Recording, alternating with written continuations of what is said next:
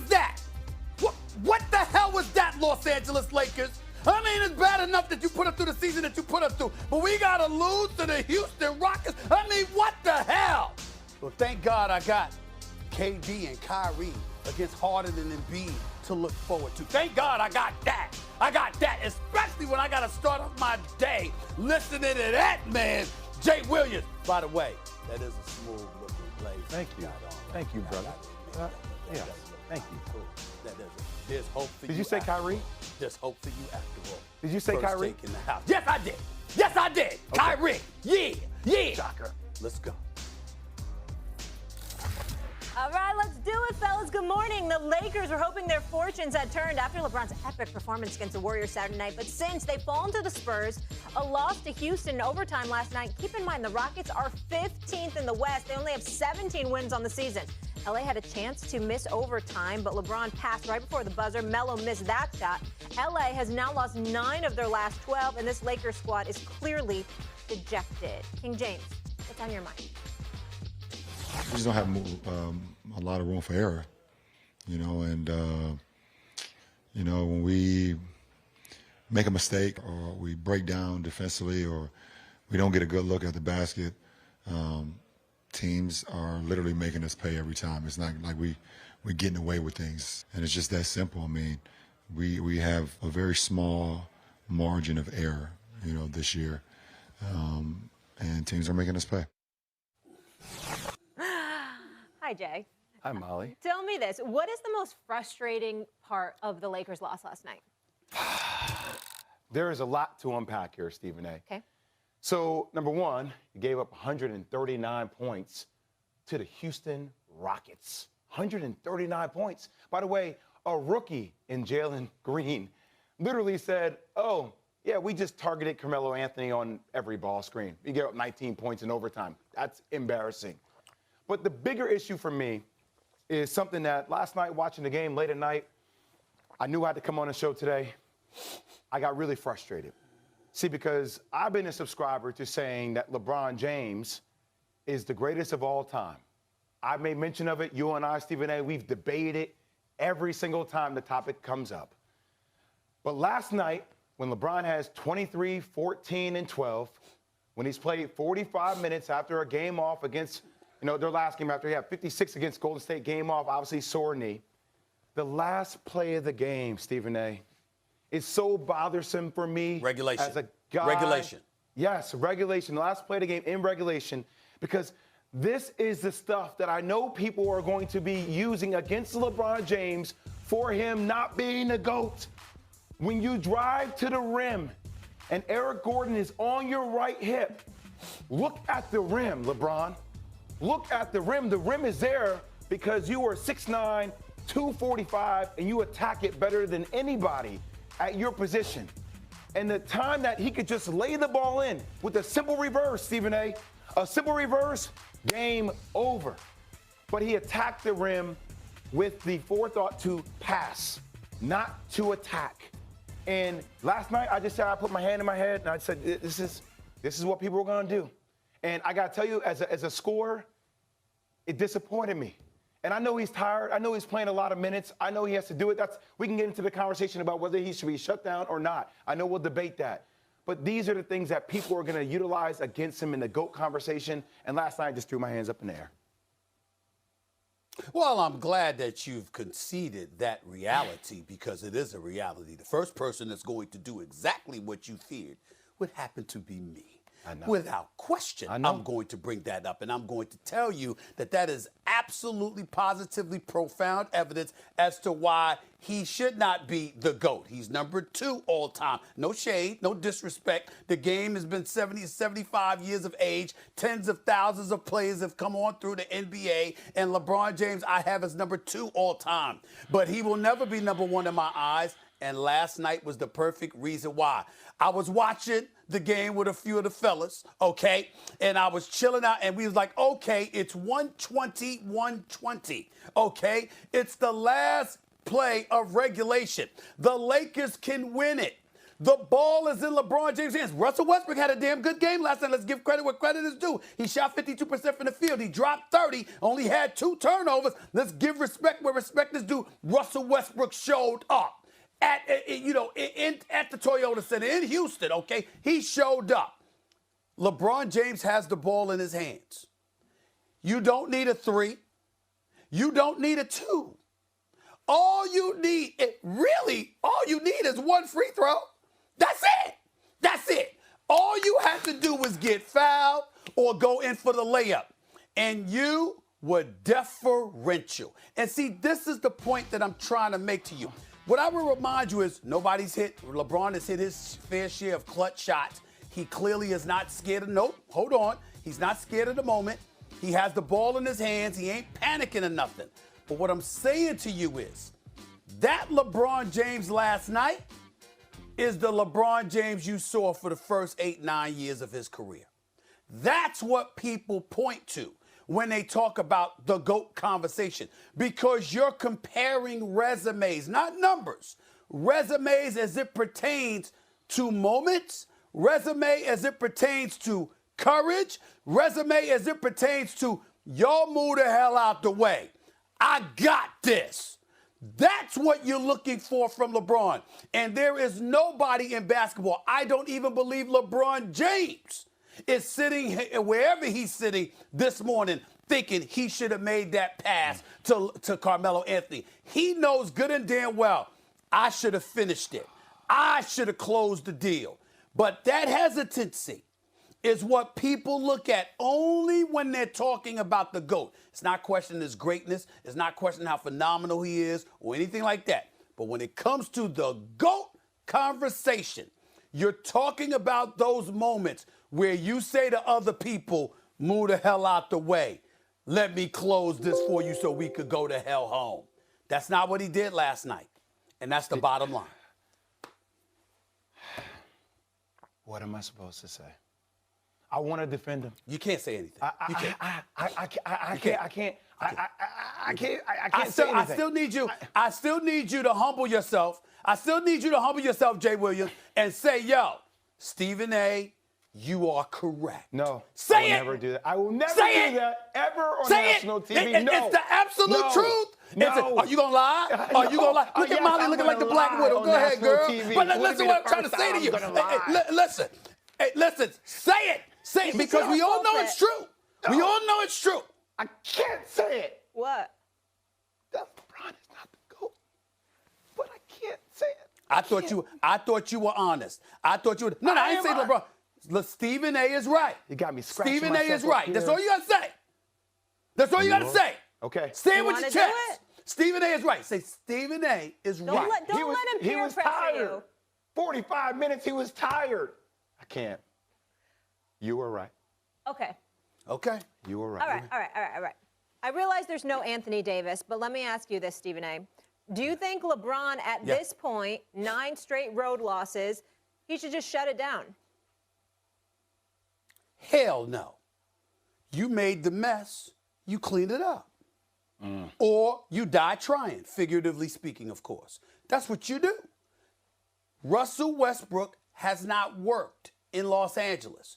You had an opportunity to get DeMar DeRozan. You didn't push for it. You had an opportunity to get Buddy Hield. You didn't push for it. You wanted your boy. Russell Westbrook got his crib up in L.A. You understand what I'm saying? A fly crib from everything that I've been told, all right? He's chilling. He wanted to come home. You supported that. You signed off on it. You convinced Rob Pelinka and Jeannie Buss, and for some unknown godly reason, Linda Rambis and Kurt Rambis, as if they should have anything to do with decision making, okay? You convinced all of these people, hey, pass up on those cats, bring me Russ. And then you're going to sit there. Obviously, we support Anthony Davis because we know when healthy, Anthony Davis is one of the top players in the world. And to be fair, let's call out Anthony Davis in this regard.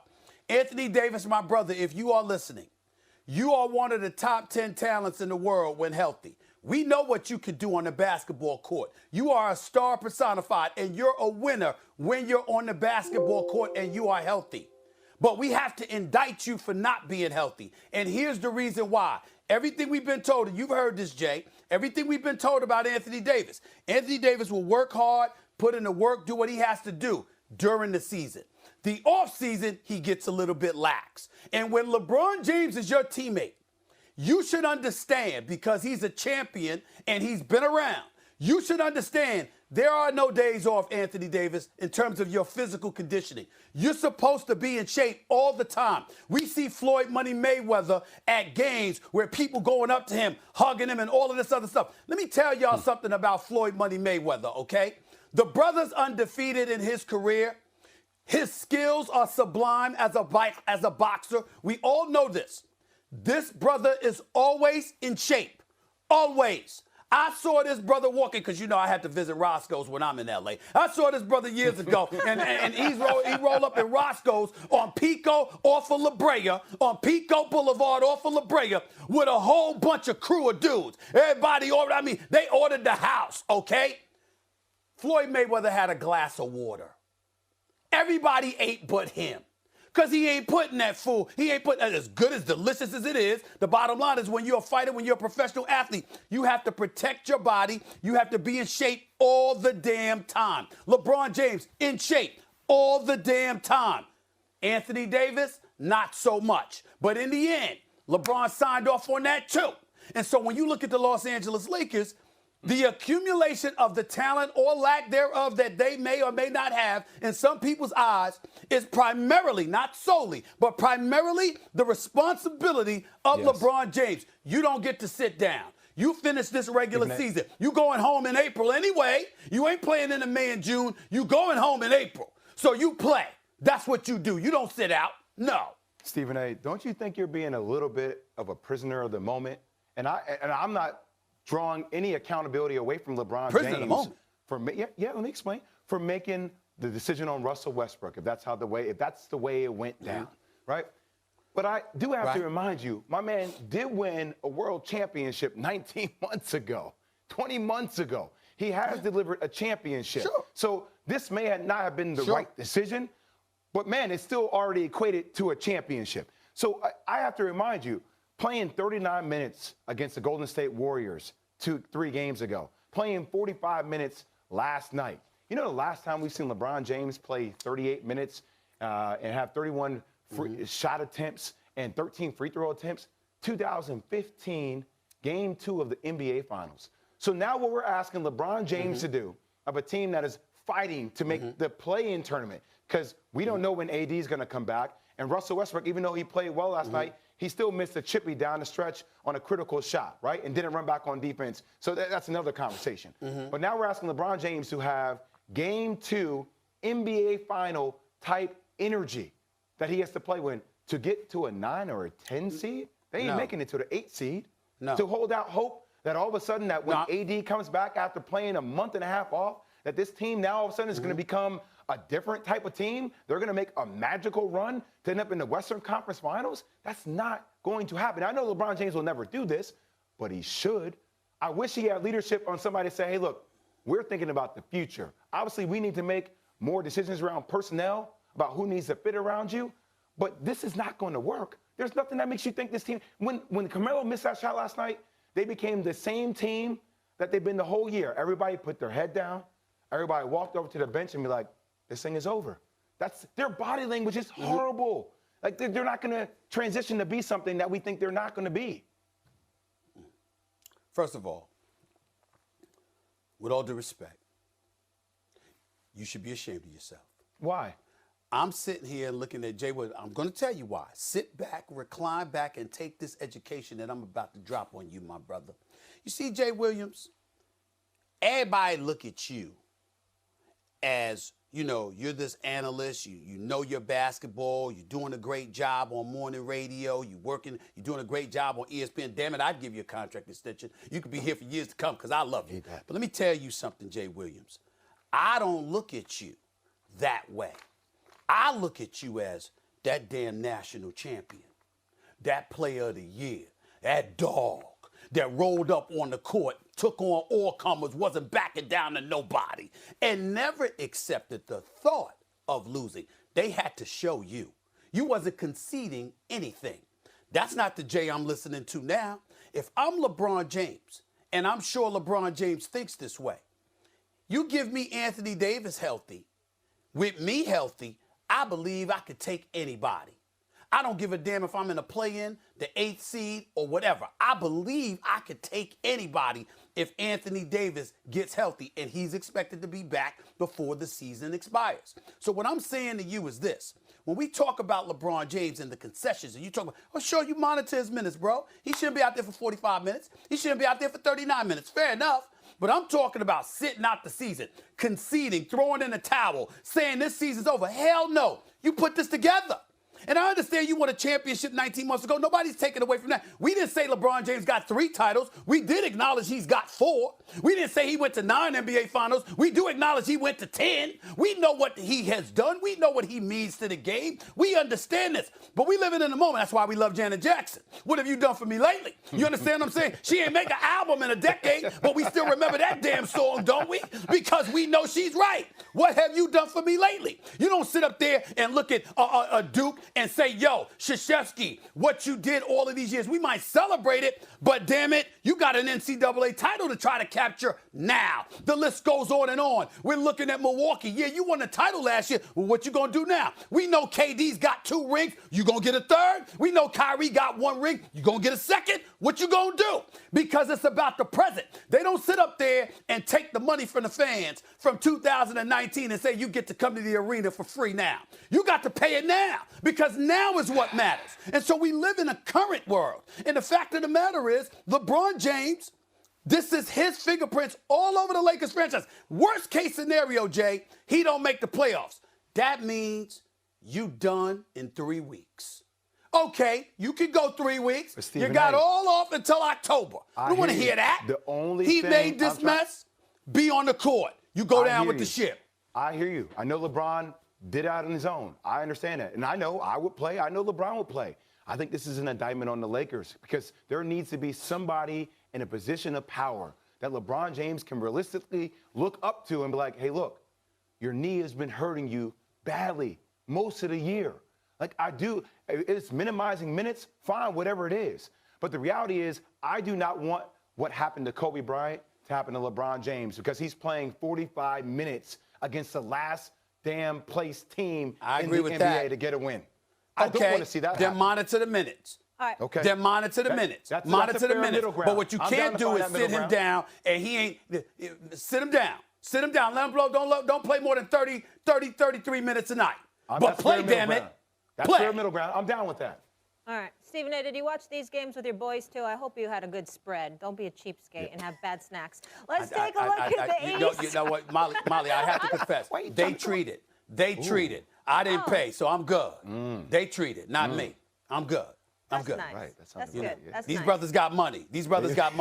So they treated. Yeah. Guys, let's take a look at the East where it's loaded and wide open. These Suns, who are first in the West, beat the Heat, who are first in the East last night. They were without Jimmy Butler, though, who is dealing with sinuses. Meanwhile, don't sleep on Boston. Jason Tatum's birthday tear, yeah, that continues. He's been on a historic run, putting up 44 against Charlotte in a win. Boston 5th in the East. They have now won, fellas, 14 of their last 16. Stephen A., tell me this. Who's better than Boston in the East right now? Right now, I can honestly tell you over the last few games, the only team that's really looked better than Boston is the Philadelphia 76ers. Now, again, it's fluid. And so anything could happen over the next few weeks. Oh, here we go. But at this moment right now, Can you stop pivoting? I'm always joking. I'm always joking because I love saying it's fluid. I love saying it's fluid, but I'm dead serious right now. We know, yeah, we know it's fluid. That works for Stephen A.'s list, but I don't know about this. Keep going. But in all seriousness, you can't definitively say anyone looks better than the Celtics right now at this moment because of how they're defending. See, Tatum is on a tear, but if you watch them over the last few games, Jay, they're moving the basketball. They're playing very selfless. It's not, okay, Tatum, it's your turn. Now, Jaylen Brown, it's your turn, and we'll throw you a bone here, there, Marcus Smart, Al Horford, Theis, or anybody else. It's nothing like that. and give Brad Stevens credit for acquiring this kid White from San Antonio. Give Marcus Smart credit for calling out the team early in the season the way that he did. Give Tatum and Brown credit for getting together, meeting with one another, and basically understanding what they need to do. Give Udoka. This coach, he is a Coach of the Year candidate. He is doing an outstanding job. He's got them playing together. He's got them playing selfless. And if you watch them, this is what makes Brooklyn so interesting. Because Brooklyn, with Kyrie and KD's one-on-one ability, breakdown ability, that seems to be the only way to beat Boston because they recover so quickly. They get out on shooters. They contest everything. And they got it. They got quickness. They've got athleticism. They've got some size, particularly on the wings with Brown and Tatum, and how they can get out at you. And we know how rough and rugged Marcus Smart, what a piranha he is defensively. I'm just saying, when you look at Boston right now, so many people are focused on Jason Tatum, and I am too, because he's a star. He's a superstar in the making. Only shoot 43% from the field, like 35% from three-point range. But the brother's spectacular. We know he's special. And we know that Jaylen Brown's been in and out injury-wise. Their signature has been they will shut you down. They defend. And when you look at it from that perspective, even though Milwaukee, Miami, Brooklyn, Philadelphia is right there, we get on Cleveland, we can't sneeze on them. You can't definitively say, oh, Boston has no chance against anybody, because they defend. And that's what I'm paying attention to. And right now, I really, really like what I'm seeing from them. I love what I'm seeing from Boston. And you talk about defensively, you know, we talk about Draymond Green all the time being that missing link for Golden State to go next level. Marcus Smart is the Draymond Green for the Boston Celtics. He is their engine. If you watch huddles, he's the one leading the huddles. He's the one saying, get up in them, send them this way. He's communicating. You know, typically when you're playing defense as a guard, you're big, Al Horford, guys like that, Robert Williams, they're communicating to you. Marcus Smart is the most communicative person on the damn court. So I want to give him his flowers and his credit on top of Jason Tatum and Udoka and Jaylen Brown and the way they play, getting Derek White coming off the bench. I love this team. I just sometimes think that, Stephen A., we do not give the respect to the Milwaukee Bucks that they deserve. People did it to them last year, and we had to go see Giannis get all the way to a World Championship Series to give you a 50-point triple-double, essentially, before they got that respect. And all of a sudden, it seems like this year, we're still not giving them the respect. And I don't know what we're missing with the team. If that's Chris Middleton the other night going off for a huge game, Giannis being in MVP conversation, I know it may not be to the same degree that Joel Embiid or Jokic or what Ja Morant is doing, right, or DeMar DeRozan in Chicago, but all of a sudden it's like we don't look at Milwaukee anymore like they actually matter. Like we just lose sight because Boston is playing the best basketball now. I'm still looking at the world champions as the team to beat, along with Philadelphia. So I get that Philly could be in that conversation. I can't put Brooklyn in that conversation because I don't know who Brooklyn's going to be at full strength, but I know I can give my respect and my praise to the team that won a world championship last year. Well, my response to you would be you need to watch First Take more, because I've spoken on Milwaukee many, many times, and I understand that they're arguably one of the teams to beat. Here's the thing that you got to appreciate. See, sometimes when you're a champion, you lose sight of how people talk about you and how people feel about you because they don't say much. And I'm not surprised you miss it because you're a champion, and so you're not paying attention to those that's on the come up, you know, because you're at the top of the heap. We'll see you when it's time. That's the champion's mentality, and you can tell me if I'm wrong if you want to, but you know I'm right about that. A champion like yourself, it's like we here. We ain't worried about nobody else. We ain't worried about it. We'll see you when you get here. But the same thing applies to the fans. Like, for example, they beat Phoenix this past Sunday, right? Middleton drops 44. He's been struggling all year. He dropped 44, all right? Drew Holiday, we know how he can defend. Everybody's sleeping on the fact that the brother averaging over 20 and hitting better than 50% from the field and 40% from three-point range. The brother been balling. We look at Bobby Portis, who I think is just a sleeper. This brother can play. And he's got size, and he helps your front line, not to mention he can step out beyond the three-point line and hit. And this is what cats like Connaughton out and stuff like that. And, of course, Giannis. So what happens is we see Milwaukee getting everybody's A game. Sometimes they're here, sometimes they're there. We know they're going to be there when it counts, and you're going to have to deal with them, and you're going to have to go through them. So what we're focused on are those coming for them. And we're saying, who's got a chance to knock off the champions? Because the champions ebb and flow because they've been there and they understand what it takes. Just like when LeBron was in Cleveland. There was sometimes they were high, there was sometimes they low. We knew they were going to be there when it counted. You were going to have to go through LeBron in Cleveland. But you didn't see stuff during the regular season consistently from them because they're getting everybody's A game and they're pacing themselves. Same thing's applicable to Milwaukee. We're not disrespecting them. We're simply saying they're the champions. They know what it takes. They're waiting. Who can knock them off? Who is the team that can really, really make some noise against them? And when I look at Boston, all I'm saying is Boston's on the outside of the four looking in. They're the bottom four, not top four. But I look at them as a team that can knock off anybody in the top four because of how they defend. Yeah. That's what I'm saying. And that can't be ignored. I just think during the regular season is one thing. I have seen Boston shrink when it comes to the playoffs. So I'm curious to see what playoff team this will be when that moment comes. If it carries over. New day, new system, new coach. For sure. New day, new system, new coach. Our analytics have the Celtics winning the East. How about that? But you'll be back because we got a showdown in Philly to discuss. Kyrie playing, Jay. We'll get into that in just a minute. Jay will be right back. Let's get into some football. We'll bring in Tim Hasselback. Carson Wentz is now a Washington Commander. Carson traded after one season with the Colts for a package around draft picks. Wentz must be happy to be back in the NFC East, right, where he played for the Eagles the first 5 years of his career, and it could be a comfortable return. He's played much better versus that division than against all other opponents. Not a shocker. They do call it the NFC least, and I am a Giants fan. Our quarterback, Tim Hasselback, is joining us now. Tim, good morning to you. Thank you so much for being with us. I'll start with you here. Are the Colts better off without Carson? Well, considering they don't have a better quarterback on their roster right now, no, they're not. Now, I do think it was the right move for Indy to move on. I don't think it was a good match. I don't think it was a good match in the locker room. I don't think it was a good match, with the coaching staff, surprisingly. But the question ends up being, who ends up being in Indianapolis that's significantly better than Carson Wentz, who was under contract for a while at below starter money? And so, look, you can say maybe it's Jimmy Garoppolo, maybe it's Mr. Trubisky, maybe it's Jameis Winston. I just would ask, which one of those guys do you know for sure is going to be significantly better than Carson Wentz was?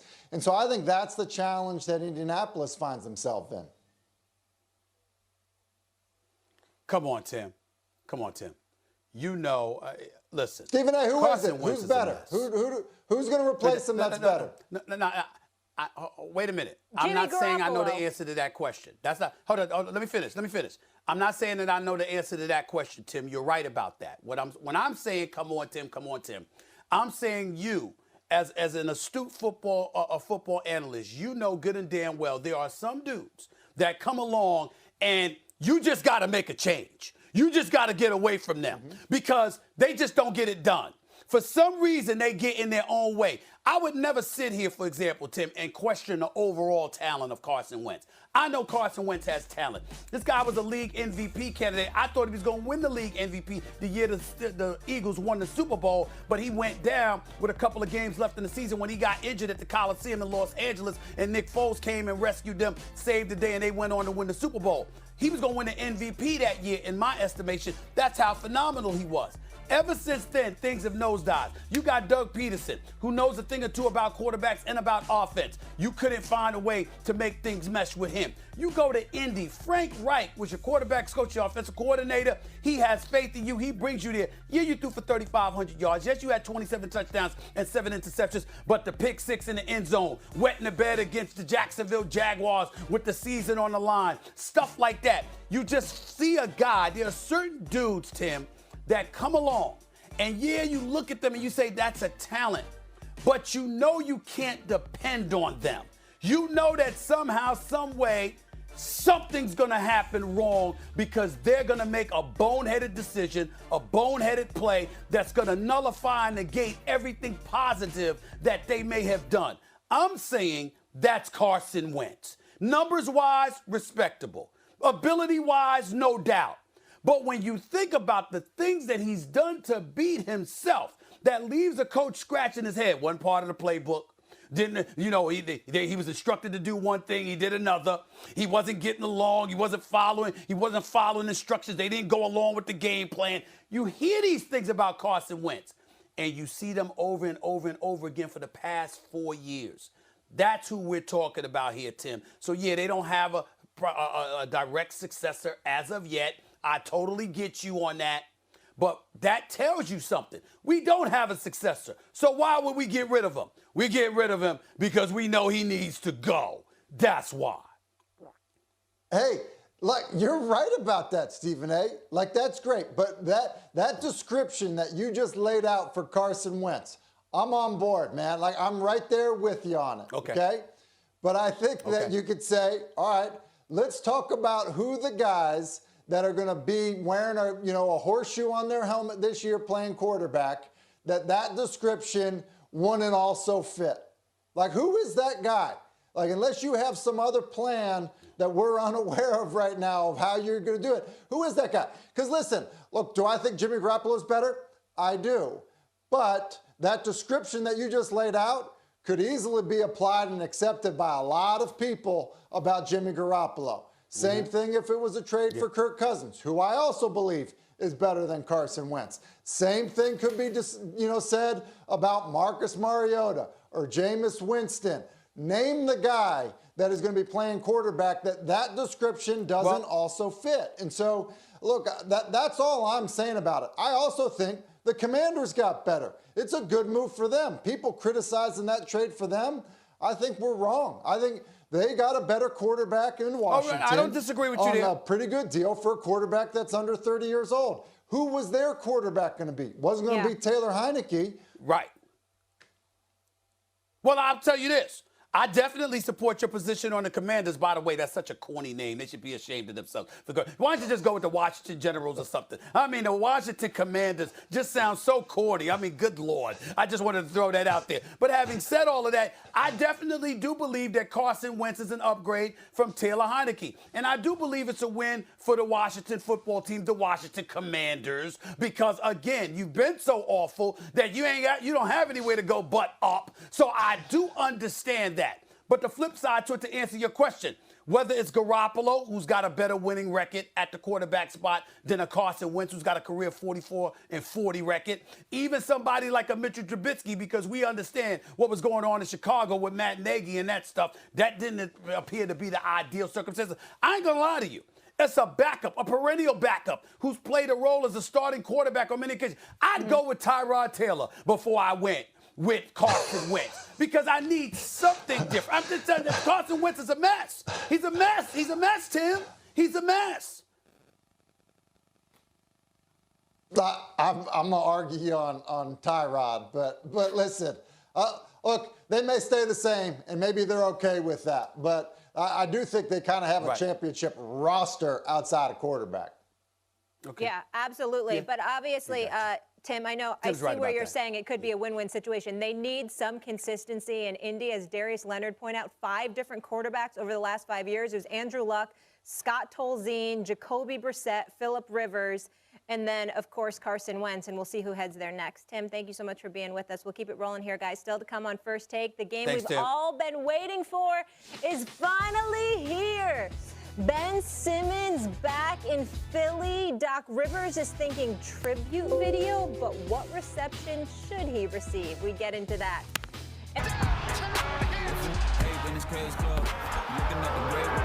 Philip versus everybody. Let's go. We've all had March 10th circled on our calendars. James Harden hosting KD, Kyrie, and his former team, the Brooklyn Nets. Ben Simmons returning to Philly, except he will be on the bench. Maybe an Eastern Conference Finals preview. I sure hope so. Jay, I'll start with you. What reception should Ben Simmons expect tonight in Philly? Because I don't know Philly like you guys. I've only been a couple times.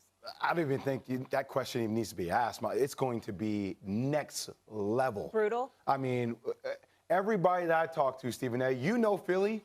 You've been down there. I've played there. I've seen how they treat people that they dislike.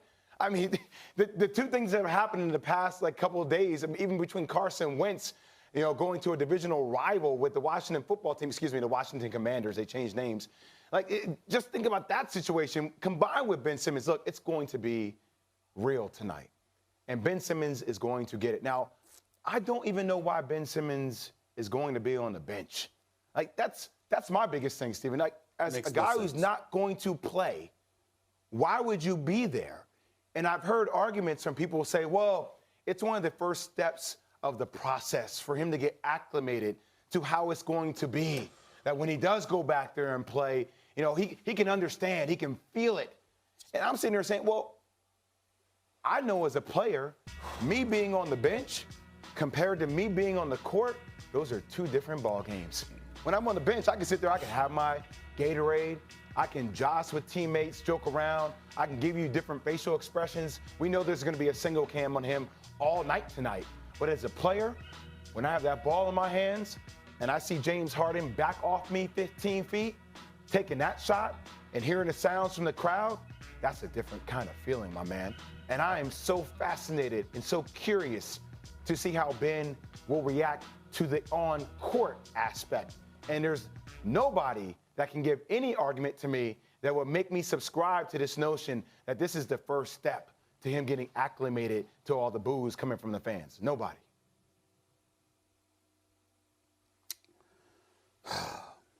Jay Williams, Molly Q. Yeah. Jay Williams, you know my man, my brother, Charlie Mack, right? Yeah. You know Charlie Mack. Mm-hmm. Yeah, Charlie Mack, obviously very, very close with Will Smith, somebody that's a Philly native. Everybody knows, everybody loves Charlie Mack. That's my brother. He sent this tweet because he's from Philly and he reps Philly very, very hard. No doubt about it, okay? He's like a harder version and obviously a taller version of Kevin Hart, but that's neither here nor there. Listen to this. He wanted me to read this on national television. So I'm going to do that. Molly, check this out. Yeah.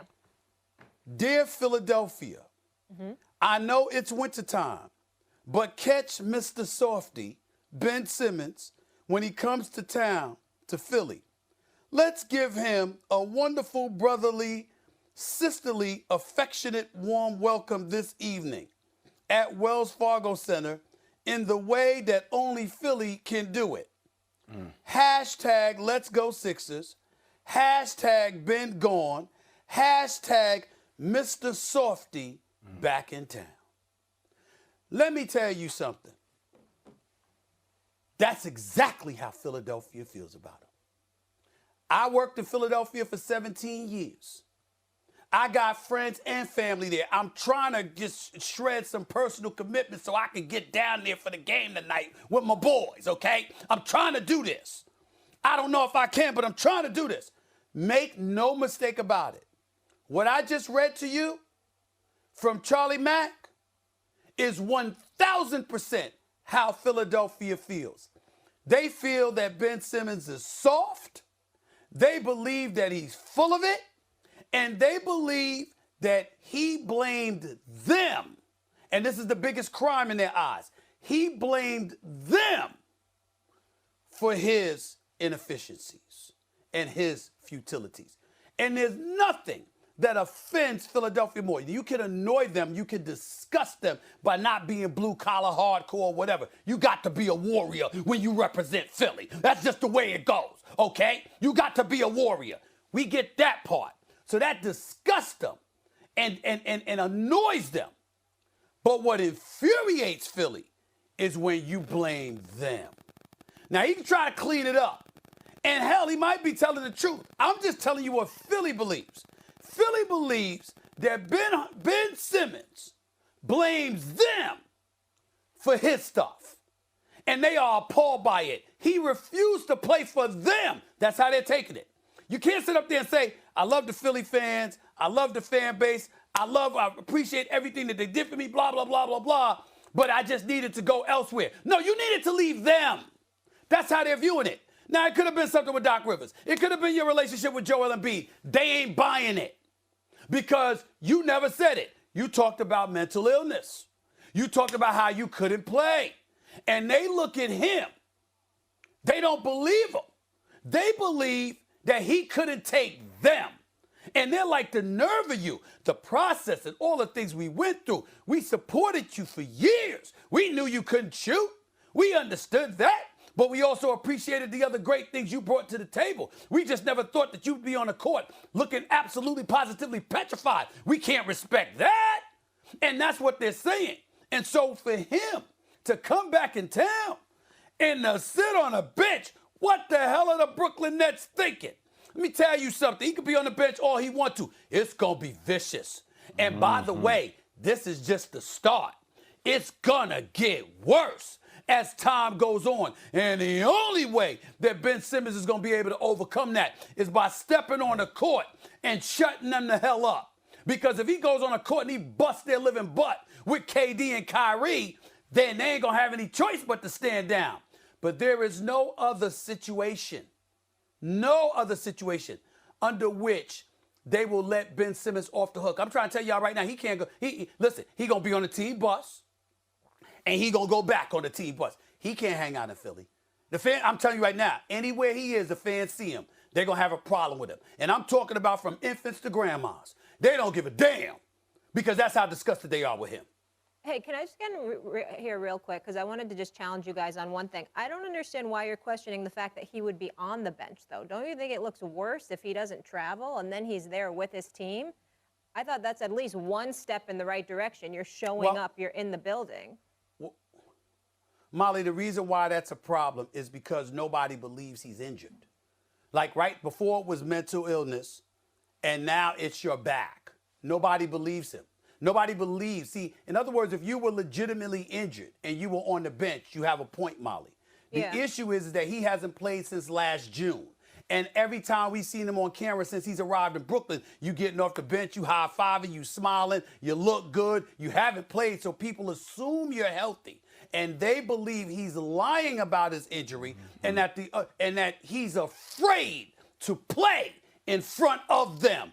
That's why it looks bad. Got it. I just thought it looked weaker if he didn't even show up, but I understand what you're saying. Understood. Okay? And also, I think people have to get ready for tonight. You know how many single shots are going to be on Ben Simmons? Yeah. Do you know? And I heard a reporter, and I hope Philly doesn't do this, but I heard a reporter ask Doc Rivers if they should give Ben Simmons some kind of tribute video.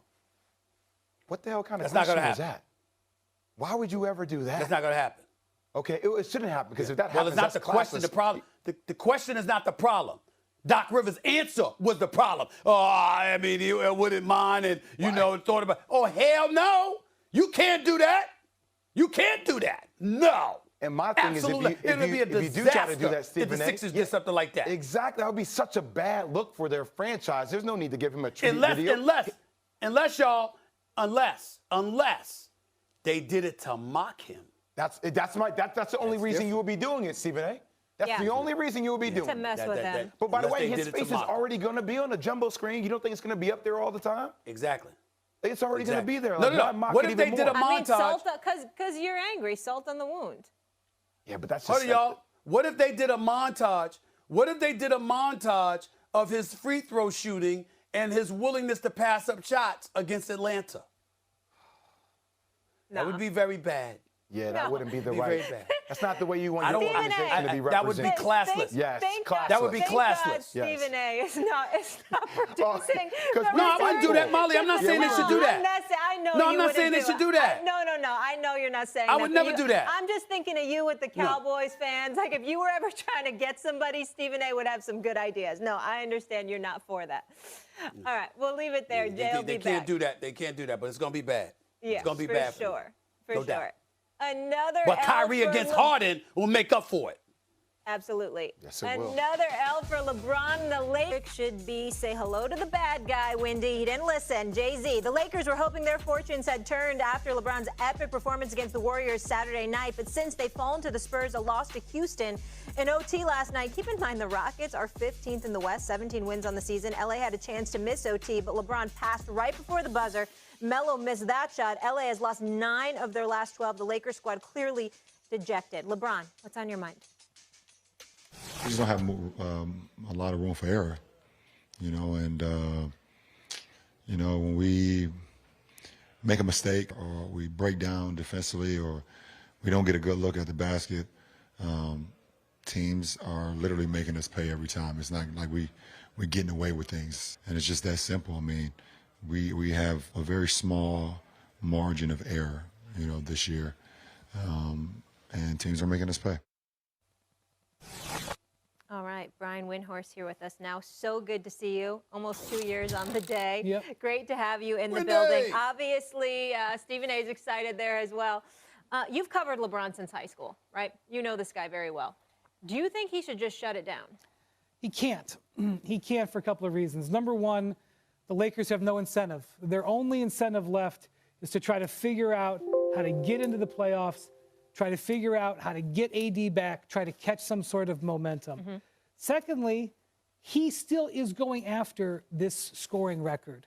Now, I know that it is absolutely a non-starter to talk about it. I'm actually kind of surprised that the lack of joy and enthusiasm that's going to surround this scoring record. So he's about 170 points away from passing Karl Malone as number 2. And then next year, assuming he won't get any sort of big injury, the second half of the year, he is on position to potentially pass one of the greatest, longest standing marks in American sport.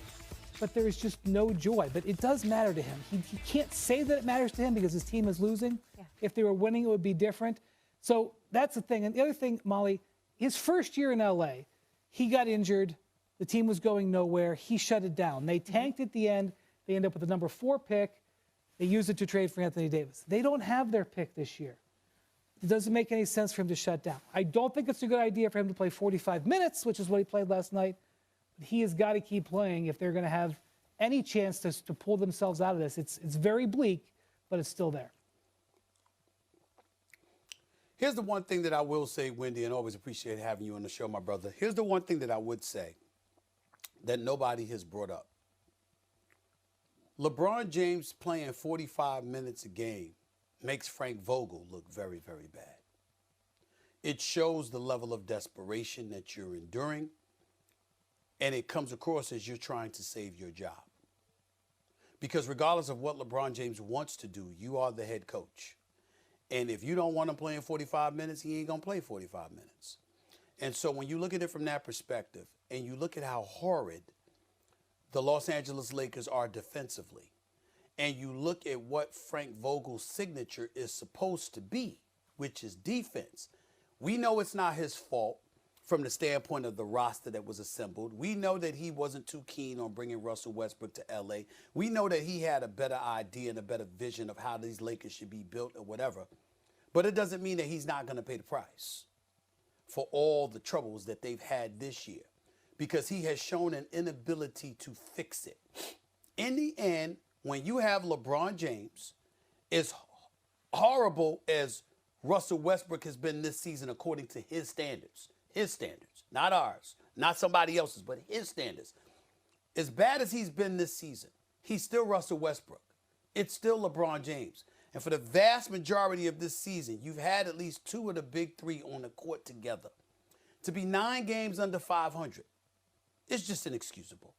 And Frank Vogel can't wiggle his way out of that. Somehow, some way, if you manage to find a way for this team to play better defensively, you're at the very least a 500 team. And so when you look at it from that perspective, there's no way around the fact that he's going to be held responsible for it to some degree. He seems to know it because of the benching of Russell Westbrook, some of the decisions that have been made, his reactions in the press conference. I'm talking about Vogel here, combined with the fact that LeBron James is playing the minutes that he's playing. It all reeks of desperation. But in the end, should LeBron shut it down? Hell no. Because this is in part his mess. You wanted Russell Westbrook. Anthony Davis, you knew he was injury prone. You wanted him. He delivered the chip, no doubt about it. And when Anthony Davis is healthy, he is big time. But when we talk about his conditioning in the offseason or lack thereof, and him being physically prepared to endure the rough and rugged life of an NBA player, well, that's part LeBron James too. You the leader. This is your guy. Everybody expects you to have a bit more influence than you had. You can't just sit back and say, that's on them, that ain't on me, because it all affects you. And when you're the leader, what you're saying is, I'm going to hold everybody responsible because I need everybody in order for me to win. And when cats ain't getting it done and they can't find a way to wiggle their way around some of the tumultuous times that they're having, that's on part on LeBron James as well, which is why you shouldn't shut it down. You're a part of this mess that's been made. Help fix it. Yeah, and the other thing is, I got to be honest with you. I would be surprised if Frank Vogel is relieved when it finally falls, because he's known for a while. He's probably going to get it. He can't make his style of coaching work with this roster. Not only are they a terrible defensive team, they've gone from number 1 in the league in defense last year, number 1, okay, to number 17. That's a catastrophic series of events. They're in the bottom 6 of offense. They're 24th in offense.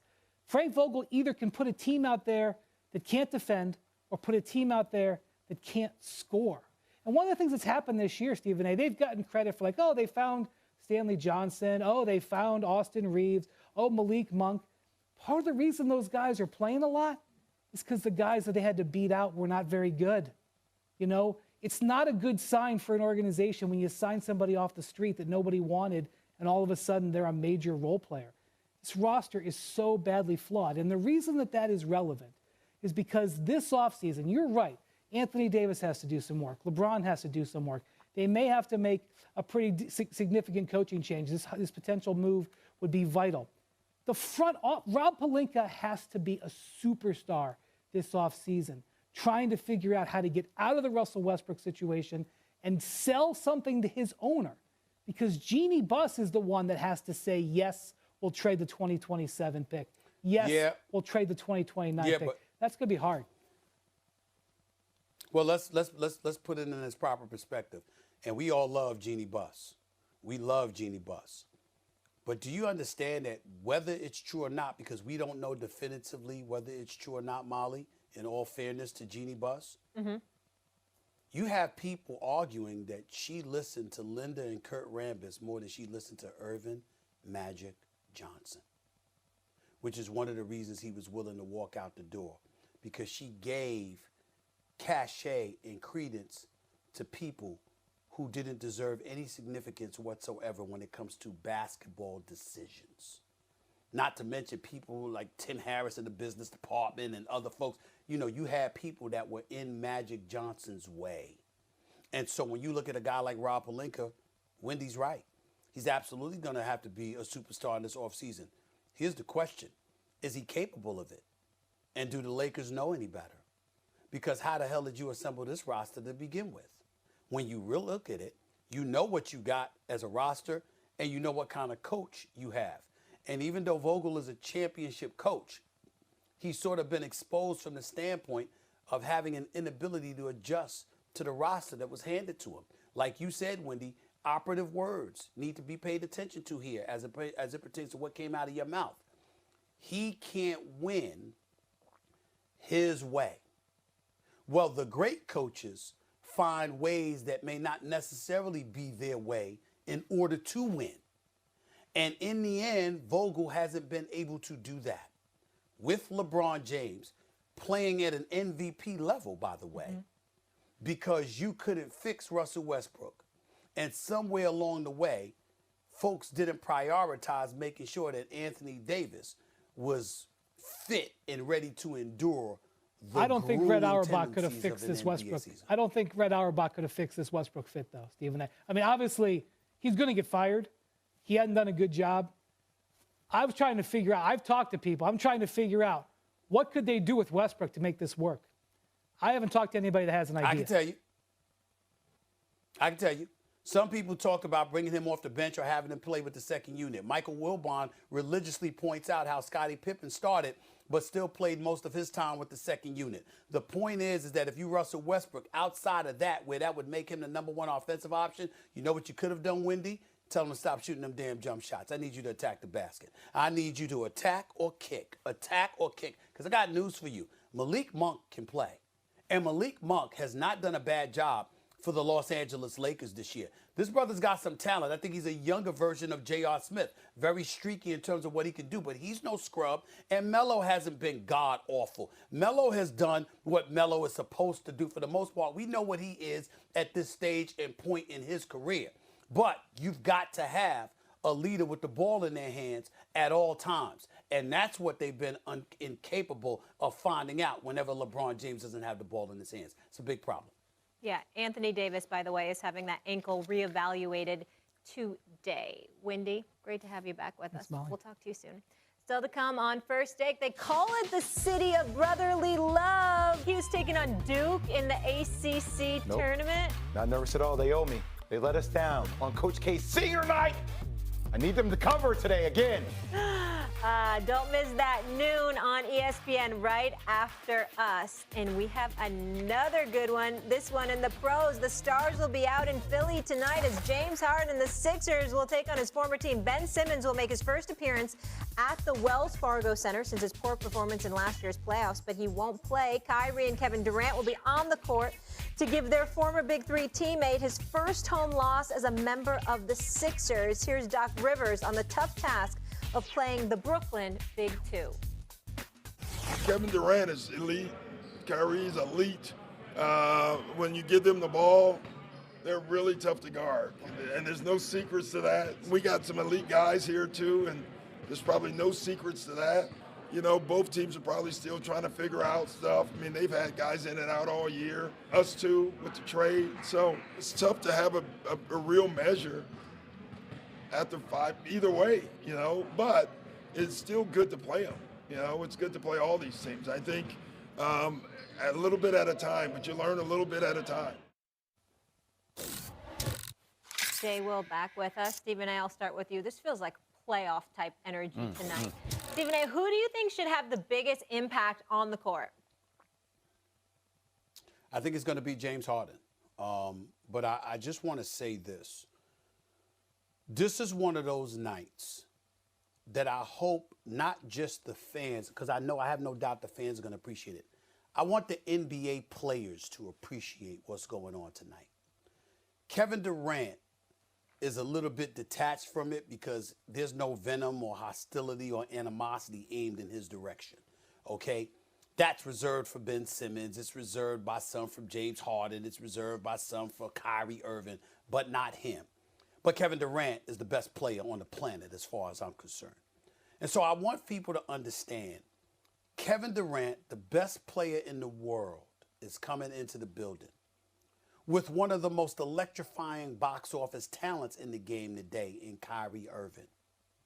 And that Kyrie Irving and Kevin Durant is going up against a former teammate that they didn't appreciate wanting out of Brooklyn.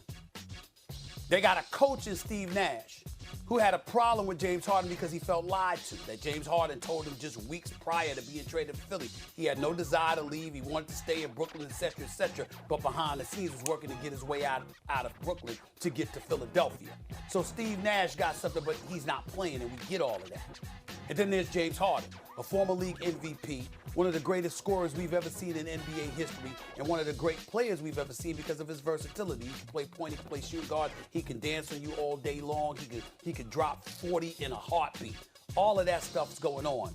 And then you've got the greatness of one of the top two big men in basketball in Joel Embiid, who's playing at an MVP level.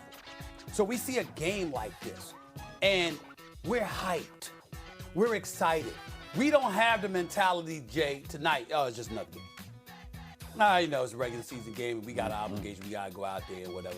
Yeah, we know it's not a championship on the line. But this is the kind of stuff people walk through the turnstiles to see. That's why games are important leading to the playoffs. Because you got cats who can ball, and let's understand something here. Kyrie ain't backing down. Kyrie will dance on you all night long. That, brother, I expect Kyrie Irving to be spectacular tonight in the house that Allen Iverson built. This brother, Kyrie Irving, go show you some AI stuff and then some, because he that nasty. He's that much of a bad brother. That's Kyrie Irving. He gonna put on a show tonight. You think James Harden backing down to that challenge? Hell no. he gonna show up too. You think Joel Embiid backing down to that challenge? Hell no. He gonna show up too. And we know KD gonna show up. That's what I'm talking about. This is what basketball is about. This is what we wait for. This is why we sit in front of the two. This is what we want. Keep talking to me. That's what we should get. Because that's what people need to understand. These players especially. Don't dismiss this. This ain't just another game. This could be in the park. It's me and you. Let's go. This is what we want. And I believe we're going to get it tonight. And that's what I'm talking about. So I'm hyped about a game like this. This is a showstopper. You got to get your popcorn ready for this because ballers are showing up. And that's all we ask for. That's all we want. Stephen A., you know, I was thinking about this before. I was like, what's the last rivalry we've had in the NBA where there was blood, sweat, anger, animosity, venom? I'm like, the Detroit Pistons and the Pacers all the way back then? That was the last time we've had it? Yeah. And my thing is also, nobody needs to mistaken Kevin Durant's silence for the fact that he's not going to be into this. Now, he can sit up there and say all he wants on national TV about, yeah, the media is making this a thing. Oh, come on now. When he had a chance to make one of the last picks, you don't think LeBron James set him up on their All-Star selection night to see whether he was going to take James Harden, and he decided not to take James Harden? Oh, trust and believe, it's personal for Kevin Durant. It's going to be personal for Kyrie Irving and James Harden and Joel Embiid. So this is the rivalry that the NBA needs. Now, you talk about who's going to have huge impact tonight, and I get it from James Harden's perspective because that's a perfect matchup for Ben Simmons. But this is a night where I'm going to get a chance to see Andre Drummond, Nicholas Claxton. What are you going to do to stop Joel Embiid? I even said before, I think Joel Embiid could have given Shaq fits because Shaq would have had to guard him on the perimeter. And that's what I wonder how these guys, Drummond, because I think that's the biggest mismatch. You got Matisse Thybulle that's going to try to guard Kevin Durant. Not saying he can do a good job of it, right? Or Kyrie Irving or Danny Green. You at least have some type of matchups. And I know Andre Drummond can block shots, but guarding the likes of Joel Embiid on that pick and pop, that PNR, this is probably the best pick and roll that the game of basketball has seen since John Stockton and Malone.